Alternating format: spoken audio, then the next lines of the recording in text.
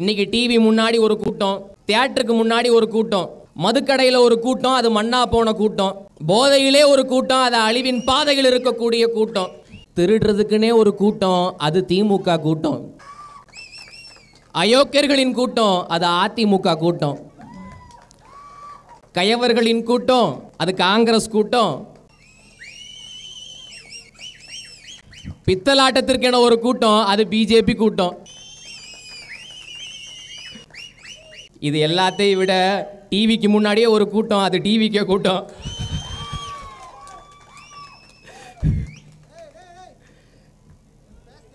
விஜய் ஆத்து மணல் அல்ற ஒரு கூட்டம், அது அறிவு கட்ட கூட்டம். மலைய வெற்ற கூட்டம், அது மதிகட்ட கூட்டம். கொள்கை இல்லாத கூமுட்ட கூட்டம், அரசியல் அறிவில்லாத அறிவு கட்ட கூட்டம். இந்த கூட்டங்களுக்கு மத்தியில் அநீதியை கண்டு அச்சம் கொள்ளாமல் எதிர்த்து போராடுகின்ற ஒரு புரட்சிகர கூட்டம், அது நாம் தமிழர் கூட்டம். சும்மா விட்டா நானே பேசிட்டு போயிடுவேன், வீணா வெறுப்பேற்றிக்கிட்டு இருக்க கூடாது. அந்த வெறுப்பேற்றுறதுக்கெல்லாம் பயப்படுற ஆள் கிடையாது. சீமான் தம்பி தங்கைகளை தானே நீங்க பார்த்துருப்பீங்க, சீமான் பிள்ளைகளை பார்த்தது இல்லைல்ல. சும்மா விட்டா நானே பேசிட்டு போயிடுவேன். கொட்டும் மலைகளும் இங்கே கூட்டம் நடந்து கொண்டிருக்கிறது. தாய்மார்கள் உட்பட, குழந்தைகள் உட்பட இந்த கூட்டத்தில் மணிக்கணக்காக பேச்சை கேட்டுக்கொண்டிருக்கிறார்கள். ஆனால் அரை மணி நேரம் மழை பெஞ்சதுக்கே தேங்காயை வச்சு சுத்திக்கிட்டு இருக்கான். இதுவா புரட்சிகர கேட்டோம்? இப்படித்தான் இளைஞர் படையை நீங்கள் தயார் செய்வீர்கள்? அநீதியை கண்டு அச்சம் கொள்ளாமல் ஒரு புரட்சிகர கூட்டம் இருக்கிறது என்று சொன்னால் அது நாம் தமிழர் கூட்டம். எல்லா அநீதங்களையும் பார்த்து, எல்லா அநீதிகளையும் பார்த்து, ஆதங்கத்திலே என்ன செய்வதென்று தெரியாமல் எங்களுக்குள்ளே புழுங்கி என்ன செய்வதென்று தெரியாமல் எங்களுக்குள்ளே உக்கி துக்கப்பட்டிருக்கின்ற நாங்கள், ஒத்த கருத்துடையவர்கள் நாங்கள் எல்லாம் சேர்ந்து ஒரு அமைப்பானோம். அந்த அமைப்புக்கு நாம் தமிழர் என்ற பெயரானது. அமைப்பை ஒருங்கிணைத்தவர் தம்பிகளுக்கு அண்ணன், என்னை போன்ற பிள்ளைகளுக்கு தகப்பன் செந்தமிழன் சீமானானார். அப்படி ஒரு கூட்டத்தை இங்கே அரசியல் படுத்தி வைத்திருப்பவர் சீமான். எத்தனை படுகொலைகள், சாதியை காரணமாக வைத்து எத்தனை படுகொலைகள். அண்மையில் ஒரு சம்பவம், கவின் படுகொலை செய்யப்பட்டார், எல்லாருக்கும் தெரியும், ஆணவ படுகொலை. அந்த படுகொலையை எதிர்த்து பேசாத இரண்டே அரசியல் கட்சி தலைவர்கள், ஒன்று முதலமைச்சர் மு.க. ஸ்டாலின், மற்றொன்று தாவேகா தலைவர் விஜய். பின்ன என்ன நீங்கள்லாம் மாற்று? எடப்பாடி பழனிசாமி ஒரு அறிக்கை விடுறாரு அந்த ஆணவ படுகொலை எதிர்த்து. ரொம்ப விவரமா இரவு 10:30 மணிக்கு விடுறாரு. ஏன்னா இரவு 10:30 மணிக்கு வந்துட்டா அது காட்சி ஊடகத்திலேயோ அச்சு ஊடகத்திலேயோ பெரும்பாலான கவனம் இருக்கக்கூடிய செய்தியா வராது. ஏன் இவங்க பேச மாட்டுறாங்க? ஏன் பேசுறது இல்லை? சாதி ஆணவ படுகொலைக்கு எதிர்த்து ஏன் பேசுறது இல்லை? தனிச்சட்டம் ஏற்றவில்லை, அவர்களுக்கு எதிரான எந்த நடவடிக்கையும் இல்லை, நிவாரணம் அறிவிக்கவில்லை. ஒரு காவல்துறை அதிகாரி கொலை செய்யப்படுகிறாரு, ஐயா சண்முகவேல். 1 மணி நேரத்தில் இந்த அரசாங்கம் நடவடிக்கை எடுக்குது. 1 மணி நேரத்தில் நிவாரணம் அறிவிக்கிறது, 1 கோடி ரூபாய் நடவடிக்கை எடுக்கிறது. ஒரு கொலைக்கு 1 மணி நேரத்தில் நடவடிக்கை எடுக்க முடியும்னா ஏன் கவின் படுகொலைக்கு இன்று வரை இந்த ஆட்சியாளர்கள் மௌனம் சாதிக்கிறார்கள்? இந்த கேள்வியை ஏன் யாருமே எழுப்பல?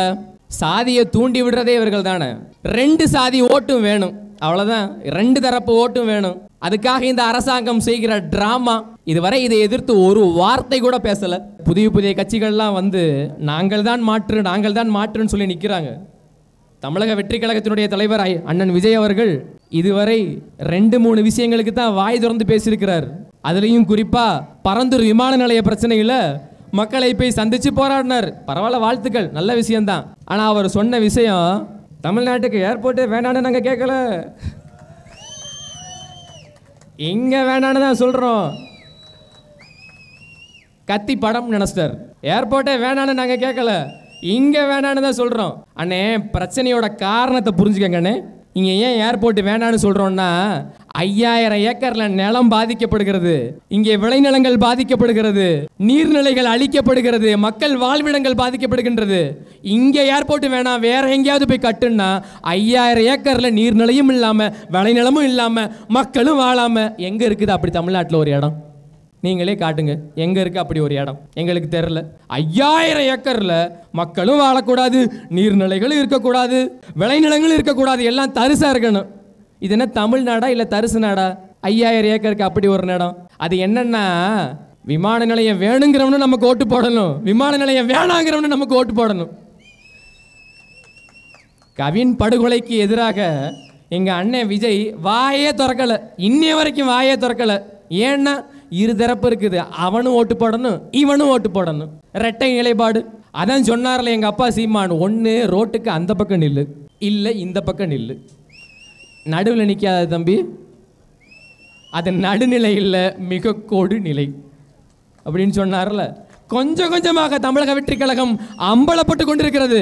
மக்களுக்கு ஆதரவான, ஆட்சியாளர்களுக்கு எதிரான எந்த நிலைப்பாடையும் அவர்கள் இதுவரை எடுக்கவில்லை.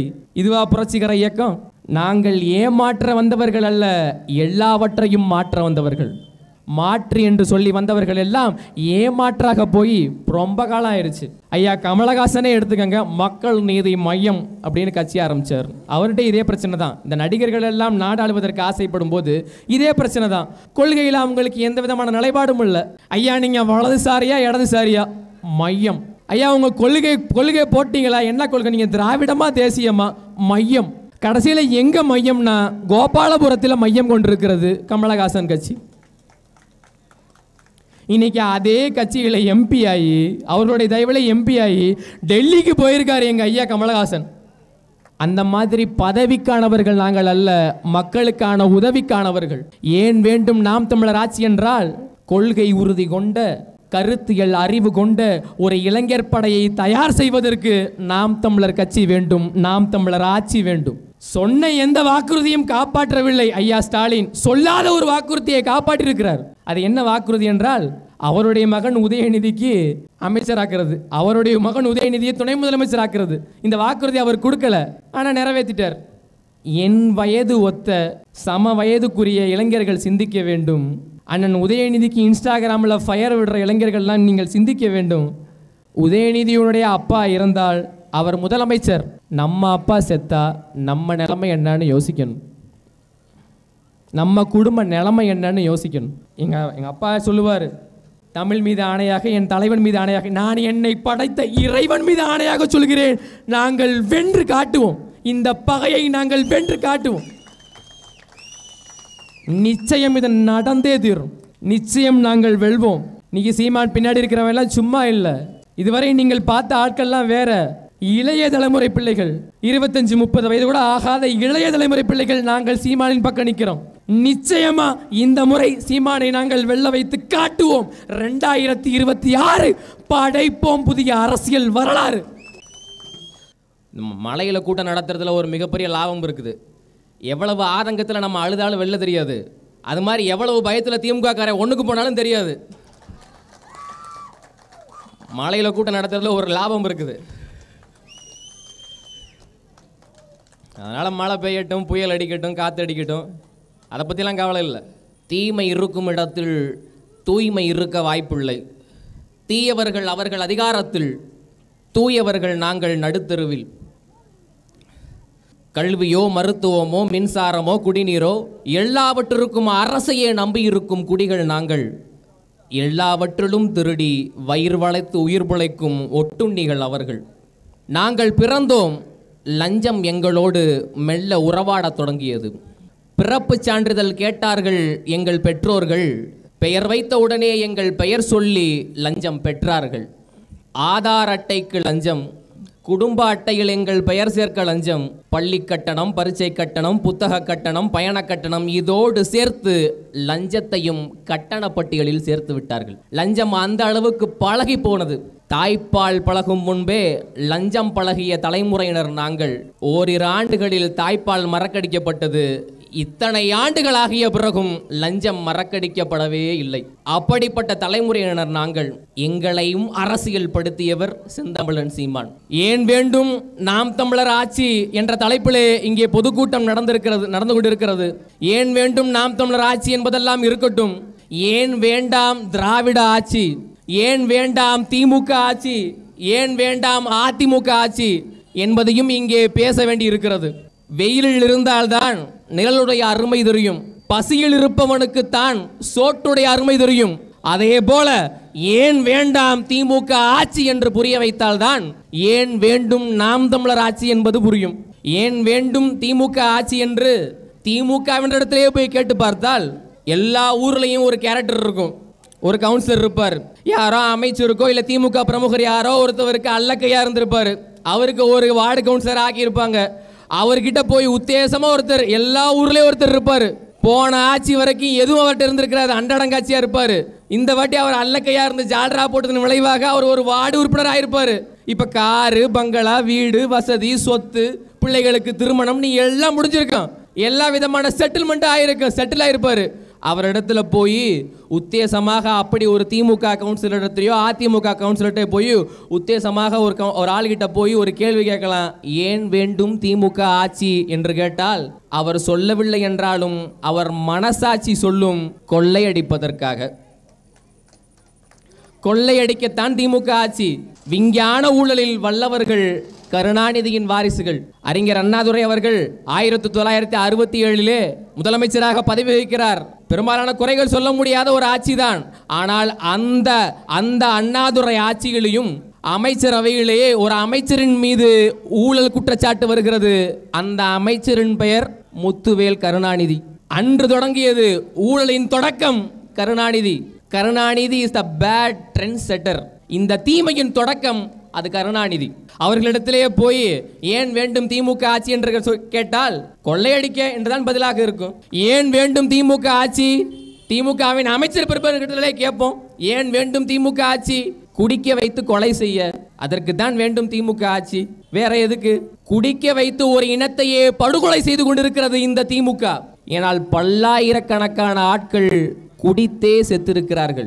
கள்ளச்சாராயம் குடிச்சு செத்தவனுக்கு 10 லட்சம், கவர்மெண்ட் சாராயம் குடிச்சு செத்தவன்லாம் எத்தனை லட்சம்? இந்த கேள்விக்கு எவனிடத்துல பதில் இருக்கிறது? ஓட்டுக்கு 1000 கொடுத்த ஆட்சிக்கு வந்து ஊருக்கு 1000 பேரை கொண்டிருக்கிறது திமுக.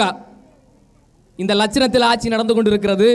45,000 கோடியிலிருந்து 50,000 கோடியாக வருமானத்தை உயர்த்த திட்டமா. உள்நாட்டு உற்பத்தியை அதிகரித்து நாட்டின் பொருளாதாரத்தை உயர்த்துவதற்காக அல்ல, டாஸ்மாகின் வருமானத்தை 50,000 கோடியாக உயர்த்த திட்டம் திட்டுகிறார்கள். நம்மை குடிக்க வைத்து திமுகவினரெல்லாம் சம்பாதித்தது 1000 கோடிகளில், குடிச்சு செத்தவன் குடும்பம் எல்லாம் தெருக்கோடிகளில். இதுதான் இந்த நாட்டுடைய நிலைமை. கட்டுக்கடங்காத போதைப் பொருள் விற்பனை. பள்ளி மாணவர்களிடத்திலும் இப்போ கஞ்சா புழங்குகிறது என்றால் இந்த ஆட்சியினுடைய லட்சணம் எந்த அளவுக்கு இருக்கிறது என்பதை நீங்கள் புரிந்து கொள்ள வேண்டும். கவர்மெண்டே சாராயங்காட்சி வச்சுட்டு சே நோ டு ட்ரக்ஸ் முதலமைச்சர் சொல்றார். Say no to drugs. ஐயா கடையை பூட்டிட்டு சொல்லுங்க ஐயா, சே நோ டு ட்ரக்ஸ். வேண்டாம் போதை வேண்டாம் போதை வேண்டாம்னு கடையை பூட்டிட்டு சொன்னா நாங்க யாரும் கேள்வி எழுப்ப போறது இல்லையே. சமூக நீதி பேச வந்த இந்த சமூக நீதி காவலர்கள், சாதி தீண்டாமையை ஒழிக்க வந்தவர்கள் இப்ப அப்படித்தான் நடந்துகிட்டு இருக்குதா? ஐயா தொல் திருமாவளவன் அவர்களுக்கு கூட்டணியில எத்தனை சீட்டுன்னு தெரியாது, ஆனால் அவர்கள் உட்கார்ற சீட்டு பிளாஸ்டிக் சேர் தான் அறிவாலயத்தில். அப்படி இருக்கிறது நிலைமை. இதுவரை அஜித்குமார் மட்டுமல்ல, 24 லாக்அப் டெத்ஸ், 24 கொலைகளை இந்த திமுக செய்திருக்கிறது. இதற்கு முன்னாடி பேசிய அண்ணன் கூட சொன்னார், கவினை சாதி கொன்றது, அஜித்தை சட்டம் கொன்றது என்று. சட்டமே கொல்லுது, இந்த சிஸ்டமே அப்படி இருக்குது.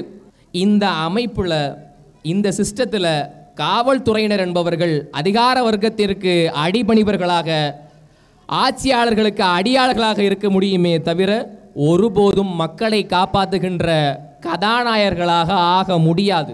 இதுதான் இந்த அமைப்பு, இந்த சிஸ்டமே அப்படித்தான் இருக்கு. Obey the order. அதற்குள் அடங்கி இருக்கிறது இந்த அத்தனை கொலைகளுடைய மர்மங்களும். சைக்கோ கூட அப்படி அடிச்சு கொள்ள மாட்டான். அவன் கைகாலை முறிச்சு, என் சம வயது ஒத்தவன், 2 பேருக்கு ஒரே வயது தான் இருக்கும் ஏறத்தாழ, என்ன இல்லை அவங்கிட்ட, எல்லாம் இருக்கு, செட்டில் ஆயிட்டான், நல்லா சம்பாதிக்கிறான், படிச்சு முடிச்சு அதுக்கேற்ற வேலைக்கு போய் அதுக்கேற்ற ஊதியத்தை கொடுத்து இப்பத்தான் வாழ்க்கையை தொடங்க வேண்டும் என்கிற நிலையில கவின் கொலை செய்யப்பட்டிருக்கிறான். அதே வயது ஒட்ட அஜித் கொலை செய்யப்பட்டிருக்கிறார் என்றால் என்ன பாதுகாப்பு இருக்கிறது இந்த ஆட்சியில்? என்ன பாதுகாப்பு இருக்கிறது? மனிதனுக்கு தான் பாதுகாப்பு இல்லைன்னு சொன்னா மண்ணுக்கு மலைக்கும் கூட பாதுகாப்பு இல்லை. கன்னியாகுமரியில் பல வருடமா நம்ம போராடுறோம். அங்க இருக்கிற மலைகளை நொறுக்கி கேரளாவில் துறைமுகம் கட்டுகிறார்கள். ஏன் கேரளாவில் மழையே இல்லையா? கேரளாவில் மழை இல்லையா? ஏன் அதை அடிச்சு நொறுக்கி அங்க இருக்க மணலை உருவாக்கி அங்க துறைமுகம் கட்டக்கூடாதா? ஏன் இங்க இருக்கிற மலையை நொறுக்கிறாங்க? அப்ப சாட்டை எண்ணெய் சொன்னது சரிதான்னு புரிய வருது இல்ல? அங்க இருக்கக்கூடிய ஆட்சியாளர்கள் அதை அனுமதிக்கிறது இல்லை.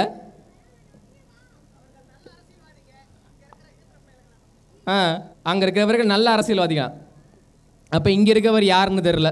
உயிர்காக்கும் மருத்துவம், 1ஆம் நம்பர் வியாபாரம், காசு இருந்தால் பொழைச்சிக்கலாம், காசு இல்லைன்னா பொழைக்க முடியாது. காசு இருக்கிறவன் காசை கொடுத்து கிட்னியை மாற்றிக்கிறான், காசு இல்லாதவன் காசை வாங்கிட்டு கிட்னியை வித்துடுறான். முறைகேடு, அதுக்கு பேர் முறைகேடு. கிட்னி திருட்டு இல்லையா, அதுக்கு பேர் கிட்னியை திருடலையா, கிட்னி முறைகேடு. புதுசு புதுசாக பேர் வைப்பாங்க இந்த ஆட்சியில் தான். கிட்னி முறைகேடு. சென்னை அனகாபுத்தூரில் 400 வீடுகளை இந்த அரசாங்கம் ஆக்கிரமிப்பு என்ற பெயரில் இடித்து தரமட்டமாக்கி இருக்கிறது இந்த திமுக. அதெல்லாம் ஒரு செய்தியில் அந்த இஸ்லாமிய பெண்மணி புலம்புறாங்க, இந்த ஆட்சி தான் வேணும் வேணும்னு நாங்கள் கஷ்டப்பட்டு ஓட்ட போட்டு இந்த ஆட்சியை வர வச்சோம், ஆனால் எங்களுக்கு இந்த நிலைமை நடுத்தரவில் நிறுத்திருச்சு இந்த திமுக அப்படின்னு அந்த இஸ்லாமிய பெண்மணி புலம்புறாங்க. அப்படி மக்களை அள வைத்திருக்கிறது இந்த திமுக. மேல்பாதி திரௌபதி அம்மன் கோயில்ல தாழ்த்தப்பட்ட மக்கள் உள்ளே போவதற்கு அனுமதி இல்லை, பூட்டு போடுது திமுக அரசு. ஏன்? இருதரப்பையும் சமாதானம் செய்ய வேண்டும், பூட்டு போடுகிறது. ஏன்? வைக்கம் வீரர்கள் ஆலய நுழைவு போராட்டத்தை நடத்தி 100 ஆண்டு கண்டவர்கள் இன்னொரு ஆலய நுழைவு போராட்டத்தை நடத்த வேண்டியதானே? தாழ்த்தப்பட்ட மக்களை அந்த கோயிலுக்குள்ள கூட்டு போக வேண்டியதானே? மேல்பாதி திரௌபதி அம்மன் கோயில்ல செய்யலையே இந்த அரசாங்கம், பூட்டுல போடுது. திருச்செந்தூர் முருகன் கோயிலில் தமிழில் குடமுழுக்கு நடத்த அனுமதி இல்லை என்று திமிராக சொல்கிறது இந்த திமுக அரசு. என்ன நாடு இது? இது தமிழர் நாடா இல்லை என்ன நாடு? கள்ளி இறக்க அனுமதி இல்லை, மாடு மேய்க்க அனுமதி இல்லை, அஜித்குமார் படுகொலை, கவின் படுகொலை, மீனவர்கள் தினமும் கைது செய்யப்படுகிறார்கள், மாணவர்கள் மருத்துவ கனவை இழந்து தற்கொலை செய்து கொள்கிறார்கள். இப்ப ஏன் வேண்டும் திமுக ஆட்சி என்றால் இதெல்லாம் செய்யறதுக்கு தான் திமுக ஆட்சி வேண்டும். ஏன் வேண்டும் நாம் தமிழர் ஆட்சி என்றால் இந்த அத்தனை போராட்டத்தையும் நமக்கு கையளித்தது திமுக. அந்த அத்தனை போராட்டங்களிலும் மக்களோடு மக்களாக நின்று பெரும்பான்மையான போராட்டங்களில் வெற்றியும் காண்டிருக்கிறது நாம் தமிழர் கட்சி. போராடுகின்ற போராளிகள் கையிலேயே அதிகாரத்தை கொடுத்து விட்டால் மக்கள் போராட வேண்டிய நிலையே இருக்காது. அதற்காகத்தான் வேண்டும் நாம் தமிழர் ஆட்சி. ஏன் வேண்டும் நாம் தமிழர் ஆட்சி? பரந்தூளில் விமான நிலையம் கட்ட பார்க்கிறான், அதற்கும் சீமான் தான் போராடுகிறார். கன்னியாகுமரியில் மலையை நொறுக்குகிறான், அதற்கும் நாம் தமிழர் கட்சி தான் போராடுகிறது. கள்ளி இறக்க விடவில்லை, அதற்கும் நாம் தமிழர் கட்சி தான் போராடுகிறது. கடலுக்குள்ள பேனா வைக்க பார்க்கிறான், அதுக்கும் சீமான் தான் போராடுகிறார். அண்ணா யூனிவர்சிட்டி, அண்ணா பல்கலைக்கழகத்திலே பாலியல் வன்கொடுமை, அதற்கு எதிராகவும் சீமான் தான் போராடுகிறார். அனகாபுத்தூரிலே மக்களின் வீடுகளை இடிக்கிறார்கள், அதற்கும் சீமான் தான் போராடுகிறார். மீனவர்களை சிங்களர்கள் கைது செய்கிறார்கள், அதற்கும் சீமான் தான் போராடுகிறார். மாணவர்கள் மருத்துவ கலவை இழந்து தூக்கில் தொங்குகிறார்கள், அதற்கும் சீமானும் நாம் தமிழர் கட்சியும் தான் போராடுகிறது. மரங்களை வெட்டுகிறார்கள், அதற்கும் சீமான் தான் போராடுகிறார். மாடு மேய்க்க விடவில்லை என்றாலும் சீமான் தான் போராடுகிறார். மக்களுக்கு எதிரான எந்த சட்டங்கள் வந்தாலும் அதற்கு சீமான் தான் போராடுகிறார். தமிழகத்திற்கு எதிராக எந்த திட்டங்கள் வந்தாலும் அதற்கும் நாம் தமிழர் கட்சி தான் போராடுகிறது. போராடுகின்ற போராளிகள் கையிலேயே அதிகாரத்தை கொடுத்து விட்டால் மக்கள் போராட வேண்டிய நிலையே இருக்கிறது. ஏன் வேண்டும் திமுக ஆட்சி என்றால் மக்கள் போராடாமல் நிம்மதியாக சந்தோஷமாக மகிழ்ச்சியாக வாழ்வதற்கு இங்கே நாம் தமிழர் ஆட்சி வேண்டும். அதையும் சமீப காலமாக எங்கள் அப்பா சீமான்லாம் வேற லெவலு. கடல்ல பேனா வைக்க பார்க்குறான் சீமான், நீ இடுறா, நீ அட்றா, நீ பேனா வைடா, நான் வந்து ஒரு நாள் இடிக்கிறேனா இல்லையா பாடுறா. பேனா வைக்கல. பரந்தூரில் விமான நிலையம் கட்ட பார்க்குறேன், நீ கட்டி பாரு, நீ கட்டி பாரு, நான் இருக்கும்போது கட்டி பாரு பார்ப்போம். சீமான் திரௌபதி அம்மன் கோயிலை உள்ள விட மாட்டான் சீமான், வா நான் கூட்டு போகிறேன். சீமான் கள்ளி இறக்க விட மாட்டாங்க சீமான், நான் வந்து இறக்குறேன், வா என் கூட சேர்ந்து வந்து இறக்கு. சீமான் மாடு மேய்க்க விட மாட்டாங்க சீமான், வா நம்ம எல்லாம் சேர்ந்து போய் மேய்ப்போம், என் வந்து எடுக்கிறான்னு பார்ப்போம். மக்களுக்கு எந்த பிரச்சனை என்றாலும் முதலில் வந்து நிற்பவன் செந்தமிழன் சீமான் மட்டுமே, அது நாம் தமிழர் கட்சி மட்டுமே. ஆயிரம் நாட்களாக அந்த பரந்தூர் விமான நிலையத்துக்கு எதிராக அந்த மக்கள் போராடி இருக்கிறார்கள். 25ஆம் தேதி அங்கேயும் நாம் போராடுகிறோம். நாம் தமிழர் கட்சி சீமானவர்கள் அங்கேயும் போய் போராடுகிறார்கள். அவர்களுக்கு ஆதரவாகவும் மீண்டும் போய் நிற்க போகிறது நாம் தமிழர் கட்சி தான். இதுவரை கொள்கையிலே எந்த சமரசமும் செய்யாது, கூட்டணி பேரங்களுக்கு அடிபடையாது. இக்கட்சி ஆரம்பிக்கப்பட்ட காலத்திலிருந்தே இதுவரை 4 புலித்தேர்களை சந்தித்த பிறகும் எவனுடன் கூட்டணி சேராது தனித்தே தனித்தே தனித்தே களம் காண்கிற ஒரே கட்சி அது நாம் தமிழர் கட்சி மட்டும்தான். இந்தியாவிலே எங்களை போன்ற வரலாறு வேற எந்த கட்சிக்கும் கிடையாது. தனித்தே 8% வாக்குகளை பெற்று அங்கீகாரம் பெற்ற கட்சியாக வளர்ந்திருக்கிறோம் என்று சொன்னால் அதுதான்டா புரட்சி. அதற்கு பெயர்தான் புரட்சி. கட்சி அனைத்து மக்களுக்குமானது, அரசியல் அனைத்து உயிர்களுக்குமானது. ஆனால் தலைமை அதிகாரம் அது தமிழர்களுக்கானது. இதுதான் எங்களுடைய நிலைப்பாடு.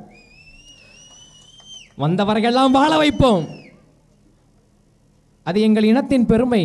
ஆனால் இனி எங்களுக்கு சொந்தவரையே ஆள வைப்போம், அது எங்கள் இனத்தின் அடிப்படை அரசியல் உரிமை. அதில் எந்த சமரசமும் செஞ்சுக்க முடியாது.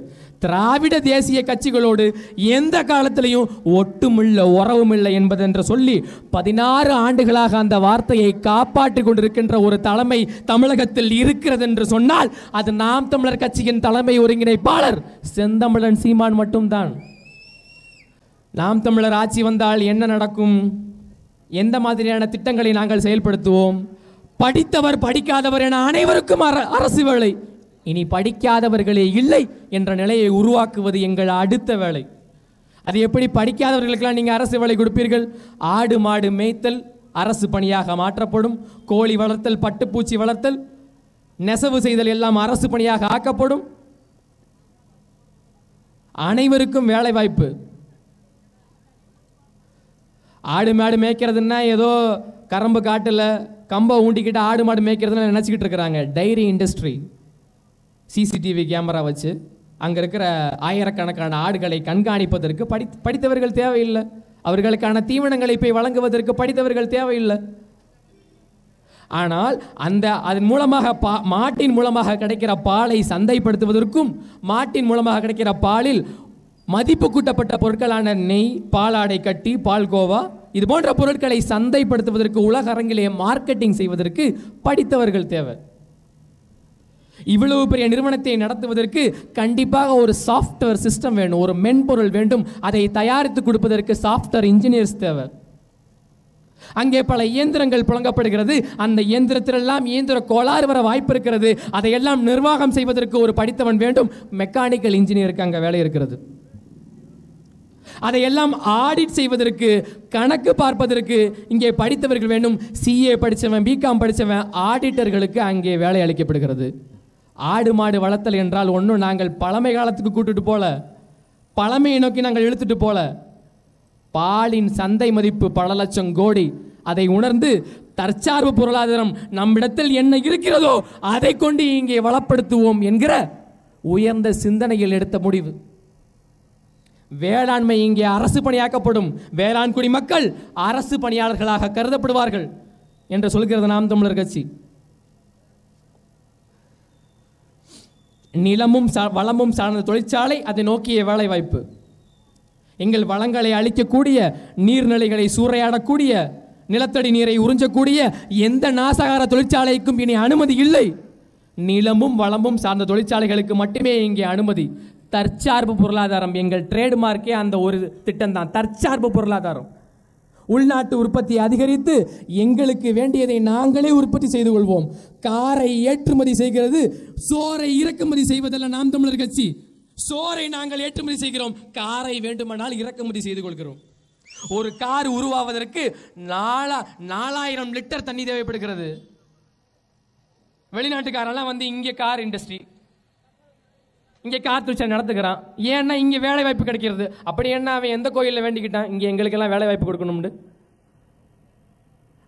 அவன் நாட்டில் அவன் வளங்களை பாதுகாக்கிறான், இங்கே வந்து எங்கள் உழைப்பை சுரண்டிக்கிறான். அவ்வளவுதானே தவிர அப்படிப்பட்ட இண்டஸ்ட்ரிக்கு இனி எக்காரணத்திலும் தமிழ்நாட்டில் அனுமதி கிடையாது. தற்சார்பு பொருளாதாரம், எங்களுக்கு வேண்டியதை நாங்களே உற்பத்தி செய்து கொள்வோம். நேர்மையான ஊழலற்ற நிர்வாகத்தை நாங்கள் கொடுப்போம்.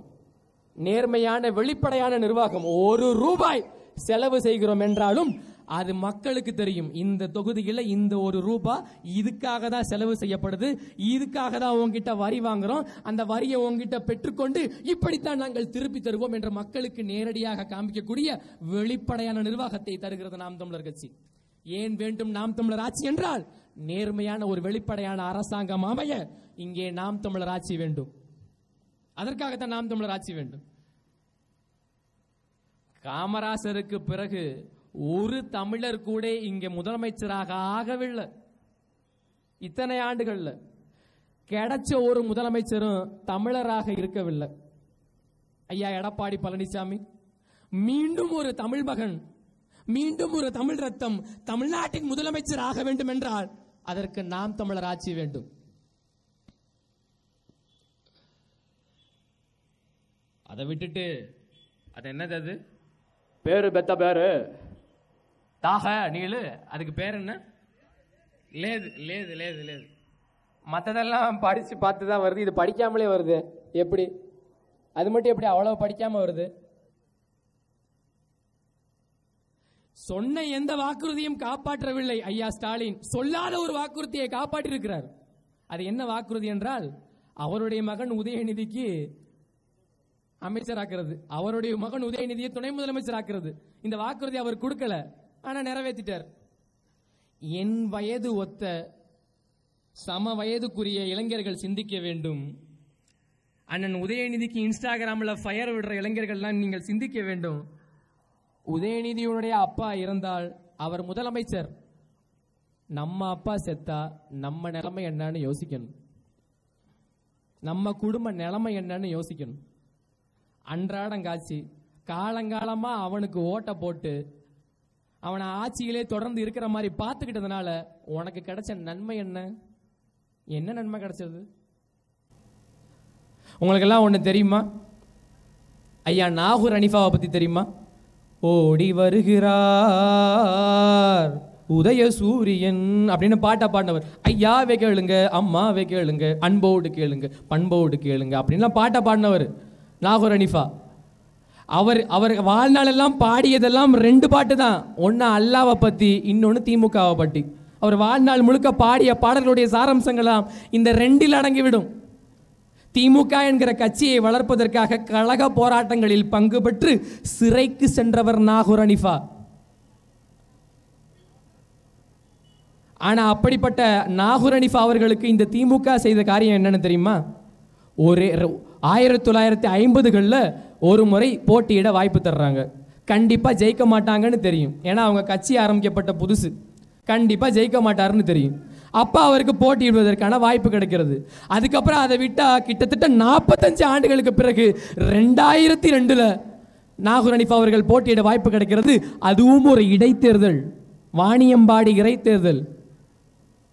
ஈரோடு கிழக்கு தேர்தலில் இவங்க செஞ்ச அநியாயம்லாம் தெரியாதா? அந்த மாதிரி எனக்கு அதிமுக ஆச்சு, கண்டிப்பா அவங்க தான் ஜெயிப்பாங்க, நாகூர் ஹனீஃபா அவர்கள் ஜெயிப்பதற்கு வாய்ப்பே கிடையாது என்ற நிலையில் அவர் போட்டியிட வாய்ப்பு கிடைக்கிறது.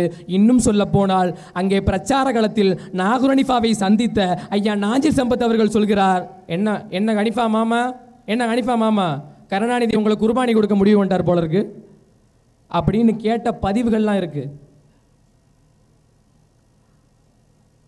அதே போல நாகூர் ஹனீஃபா அந்த தேர்தலுடைய அந்த முடிவுகள் வரும்போது எல்லா சுற்றிலும் பின்னடைவு, பின்னடைவு பின்னடைவு பின்னடைவு, எல்லா சுற்றிலும் பின்னடைவு. இறுதியாக நாகூர் ஹனீஃபா தோல்வி தாங்க முடியாமல் அவமானப்பட்டு அந்த இடத்தை விட்டு வெளியேறுகிறார். இது என்ன, இதுக்கு பேர் என்ன தெரியுமா? இஸ்லாமிய சமுதாயத்தில் ஒருவர் வலிமையான அரசியல் ஆளுமையாக ஆகிவிடக் கூடாது என்பதற்காகவே கருணாநிதி தெரிந்தே தேடித்தந்த அவமானம் அது. இதை மறுக்க முடியுமா?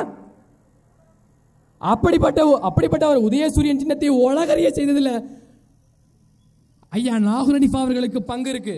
அப்படிப்பட்ட ஒரு பிதாமகனை, ஒரு பெரிய தலைவரை அவருக்கு கருணாநிதி செய்த அவமானம் அது. காலகாலமா நீ திமுகவுக்கு ஓட்டு கேட்டு வாழ்க கருணாநிதி வாழ்க ஸ்டாலின் எவ்வளவுதான் சுத்தி இருந்தாலும் கூட நீ வாங்குற 200 ரூபா தான் உனக்கு மிஞ்சுமே தவிர ஆட்சி அதிகாரத்தில் போக முடியாது, எந்த வலிமையும் உனக்கு கிடைக்காது. ஓம் புள்ள நான் கெஞ்சி கேட்கிற விட்டுரு. இதே பேச்சை நான் இன்னொரு இடத்துல பேசியிருக்கிறேன். அந்த பேச்சு கொஞ்சம் கவனம் விட்டுருச்சு. அதுக்கப்புறமா விடுதலை சிறுத்தைகள் கட்சியை சார்ந்த ஐயா ஆளுநர் சனவாஸ் அவர்கள் முதலமைச்சர் இடத்துல ஒரு கோரிக்கை வைக்கிறாரு. இந்த மாதிரி நாகூர் ஹனீஃபாவுக்கு எதுவும் செய்யலன்னு தம்பிகள்லாம் குற்றம் சாட்டுறாங்கன்னு ஒரு கோரிக்கை வைக்கிறார். அதனால அரசாணை வெளியிடுகிறது திமுக. இசை முரசு நாகூர் ஹனீஃபா என்று நாகூரிலே ஒரு பூங்காவுக்கு பெயரிடுகிறார்கள். இசை முரசு நாகூர் ஹனீஃபா என்று நாகூரிலே ஒரு தெருவுக்கு பெயரிடுகிறார்கள். நாகூர் ஹனீஃபா யாருன்னு உனக்கு சீமான் மகன் நான் வந்து தான் சொல்லித்தர வேண்டியதா இருக்கு. இத்தனை காலம் பண்ணி நாகூர் ஹனீஃபா எல்லாரும் மறந்துட்ட. அப்ப எங்க அப்பன் சீமான் சொன்னது சரிதானே? எங்க எச்சில இருந்து தான் நீ கட்சியை நடத்திக்கிட்டு இருக்க, சரிதானே? ஐயா ஐயா காகிதம் இல்லத்தவர்களை தெரியுமா உங்களுக்கு? திமுகவுடன் எந்த கட்சியும் தேர்தல் உடன்பாடு செய்தது கிடையாது. அப்ப அந்த காலத்துல திமுகவுடன் தேர்தல் உடன்பாடு செய்த முதல் அரசியல் கட்சி அது ஐயா கண்ணியமிகு காகிதம் இல்லத்தவர்களுடைய முஸ்லீம் லீக் கட்சி. ஒரு காலத்தில் எதிர்கட்சியாக தமிழ்நாடு சட்டமன்றத்தில் எதிர்கட்சியாக இருந்தது இந்திய யூனியன் முஸ்லீம் லீக். எதிர்கட்சி தலைவராக இருந்தவர் காகிதம் இல்லத்தவர்கள். ஆனால் அவர்களுக்கு கருணாநிதி செய்த துரோகம் என்னன்னு தெரியுமா?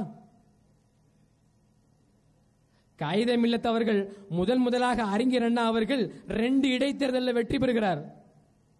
ஒன்னு திருவண்ணாமலையில். அந்த இடைத்தேர்தலில் வெற்றி பெறுவதற்கு உறுதுணையாக இருந்த கட்சி முஸ்லீம் லீக் கட்சி.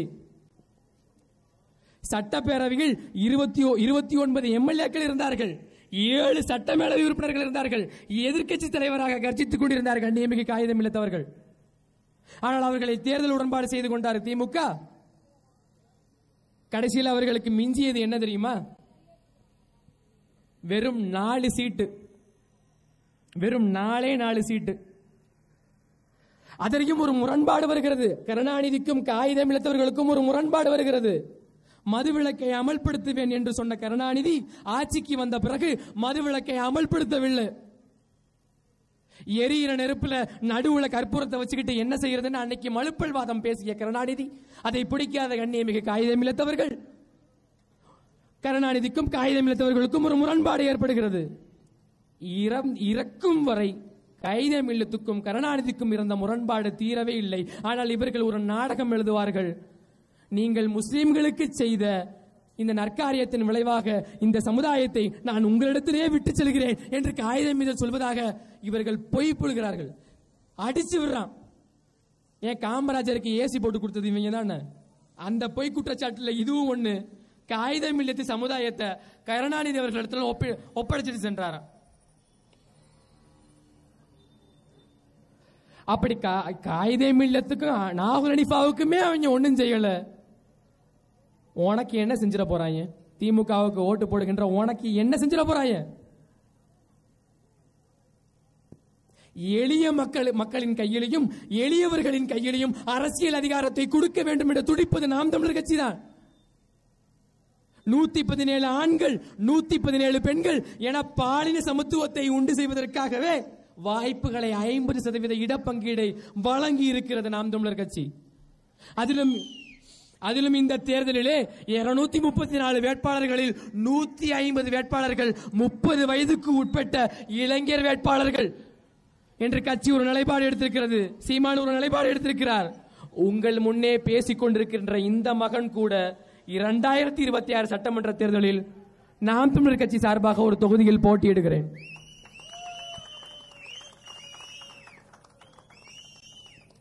எந்த தொகுதி என்று என்னுடைய அப்பா சீமான் அவர்கள் அறிவிப்பார். நாங்களும் போட்டியிடுவோம். சீமான் தம்பி தங்க கிடத்தான நீ இது வரைக்கும் பார்த்திருக்க. சீமான் பிள்ளைங்களை பார்த்தது இல்ல. எங்க அப்பா சொல்லுவார், தமிழ் மீது ஆணையாக, என் தலைவன் மீது ஆணையாக, நான் என்னை படைத்த இறைவன் மீது ஆணையாக சொல்கிறேன், நாங்கள் வென்று காட்டுவோம். இந்த பகையை நாங்கள் வென்று காட்டுவோம். நிச்சயம் இது நடந்தே தீரும், நடந்தே தீரும். ஒரு கட்சி போட்டியிடுகிறது என்றாலே திமுக அதிமுகவுக்கு மாற்றாக ஒரு கட்சி போட்டியிடுகிறது என்றாலே வாக்க பிரிக்கிறதுக்கு வர்றாங்கன்னு கதை கட்டி விடுறது. பிஜேபி பி டீம்னு கதை கட்டி விடுறது. தேசிய அரசியலில் காங்கிரஸ் பாஜக 2 கட்சி தான் இருக்குது. மாநில அரசியலில் திமுகவா அதிமுகவா 2 கட்சி தான் இருக்குது. ஏன் மூணாவதா ஒரு கட்சி வந்துடவே கூடாதா? ஜனநாயகம் என்றாலே இங்கே எத்தனை பேர் வேணா போட்டியிடலாம், எத்தனை கட்சிகள் வேணா போட்டியிடலாம். 2ஐயும் தவிர்த்து ஒரு அரசியல் கட்சி, 2ஐயும் தவிர்த்து ஒரு வேட்பாளர் போட்டியிட்டாலே அவர் அந்த கட்சியின் பி டீம், அவர் இவருடைய வாக்கை பிரிக்கிறார், அவருடைய வாக்கை பிரிக்கிறார் என்று பழி சுமத்தும் என்பது அது ஜனநாயகத்துக்கே அபத்தம் இல்லையா? 1000 வேட்பாளர்கள் கூட ஒரு தொகுதியில் போட்டியிடலாம் என்ற சட்டம் வழிவகுக்கும் போது 51 வாக்குகளை பெற்றவர் வெற்றி, 49 வாக்குகளை பெற்றவர் தோல்வி. அவ்வளவுதான் இந்த ஜனநாயக அமைப்பு. ஓட்டு என்பது எவன் அப்பன் வீட்டு சொத்துமல்ல. அந்த ஓட்டை இவன் பிரிக்கிறான், இந்த ஓட்டை அவன் பிரிக்கிறான் சொல்லும் அளவுக்கு ஓட்டு ஒன்று எவன் அப்ப வீட்டு சொத்தும் இல்லை. ஆனா ஜனநாயக முறையில் ஒரு கட்சி போட்டியிடுகிறது என்றாலே அந்த கட்சிக்கு வாக்க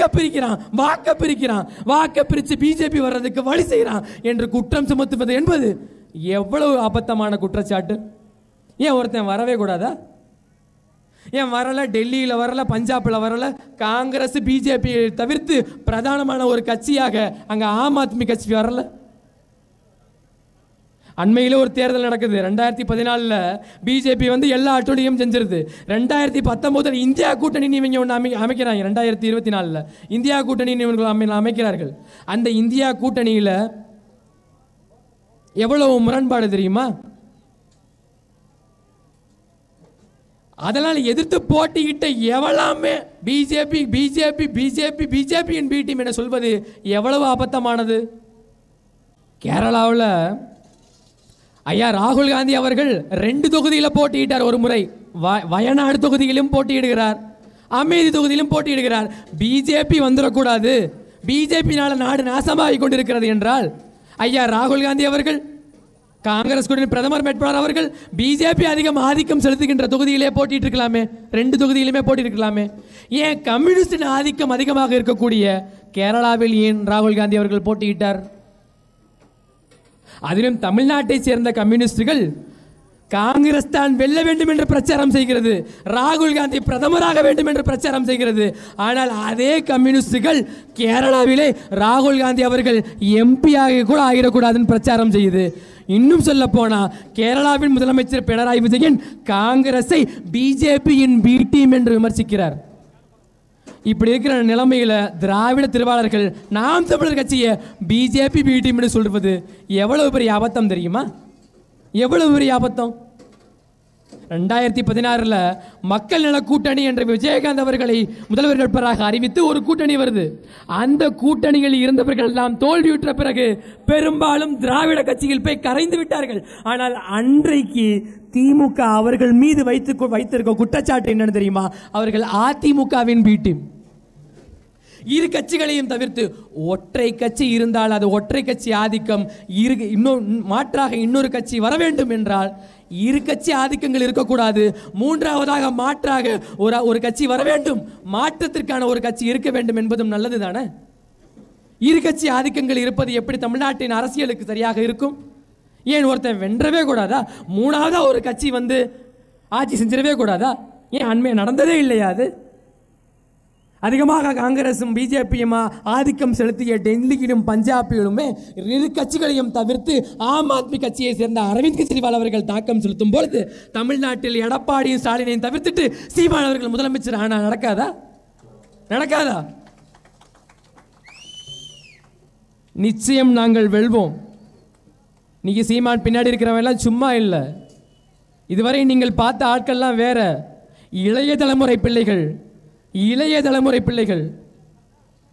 25-30 வயது கூட ஆகாத இளைய தலைமுறை பிள்ளைகள் நாங்கள் சீமானின் பக்கம் நிற்கிறோம்.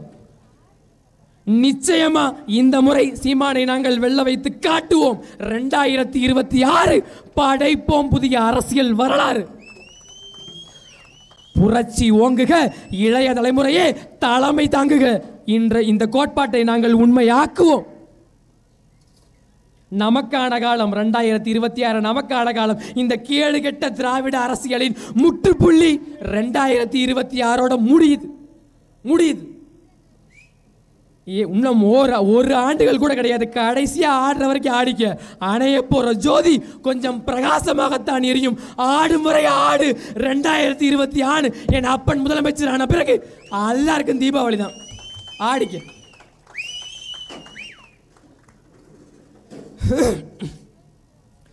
ஓட்டு போட போகும் பொண்ணு ஒதுங்கி நிற்காத, கண்ட கண்ட சின்னங்கண்டு கலங்கி நிற்காத. உழைக்கும் மக்கள் சின்னம் அது விவசாயி சின்னம். உழைக்கும் மக்கள் சின்னம் அது விவசாயி சின்னம். நாளெல்லாம் பாடுபட்டோம், ஆரார்க்கோ ஓட்ட போட்டோம். நாளெல்லாம் பாடுபட்டோம், ஆனாலும் துன்பப்பட்டோம். யாரார்க்கோ ஓட்ட போட்டோம், ஓட்டாண்டி ஆயி புட்டோம். இந்த நிலை மாற நான் வேற என்ன கூற, இந்த நிலை மாற நான் வேற என்ன கூற. ஓட்டு போடும் போகும் அம்மா, ஓட்டு போட போகும் அக்கா, ஓட்டு போடும் போகும் அண்ணா, ஒதுங்கி நிற்காத. கண்ட கண்ட சின்னங்கண்டு கலங்கி நிற்காத. உழைக்கும் மக்கள் சின்னம் அது விவசாயி சின்னம். சீமானின் சின்னம் என்ன, சீமானின் சின்னம் என்ன என்று கேட்டுக்கொண்டிருந்தார்கள். சீமானே சின்னமாக நிற்கிறார். 2026 படைப்போம் புதிய அரசியல் வராது. புரட்சி ஓங்குக, இளைய தலைமுறையே தலைமை தாங்குக. இலக்கு ஒன்றுதான், அது இனத்தின் விடுதலை. இனம் ஒன்றாவோம், இலக்கை வென்றாவோம். நாம் தமிழர்.